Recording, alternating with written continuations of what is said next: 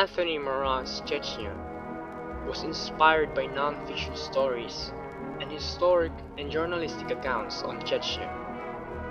It is a war novel that differs from the conventions, as it focused not upon the soldiers fighting in the war, but on the fate and dilemmas of the civilians that had been caught in it, a study of life in wartime. The short story Chechnya had been set on the year 2004 amidst the Second Chechen War. It had happened from 1999 to 2009. It was a war that had originally started as the Chechens' fight for independence, began as the Russians decide for reformation of their country. However, that was all soon perverted and corrupted into acts of terrorism, mass killings, bombings, and destruction by the disillusioned leaders of the insurgency which had turned into warlords, making the Russians' crimes seem a bit trivial in comparison. The story had been set in a desolate and run-down hospital in Chechnya, where our characters had been taking care of victims of the war. However, with what little equipment they had, all they could be able to do was to keep the trauma and maternity wards, both of which they were even struggling to keep open. The story revolves around our protagonists, Sonia, Ahmed, Hava, and Natasha.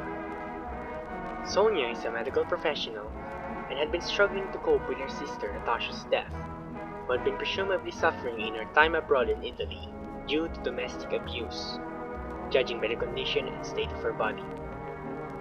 Sonia worked in the hospital together with Ahmed, a determined man who had been aspiring to be a medical professional before the war. He had saved Hava, a young girl not older than 8, whose parents had been captured by the rebels and the Russians. He had asked Sonia to take care of the girl, and while initially declining, had eventually gave in and took care of the girl, perhaps because of pity, or because the girl had reminded her of her sister, or maybe because of her profession as a doctor and wanting to save the girl's life, or perhaps a combination of all of these things.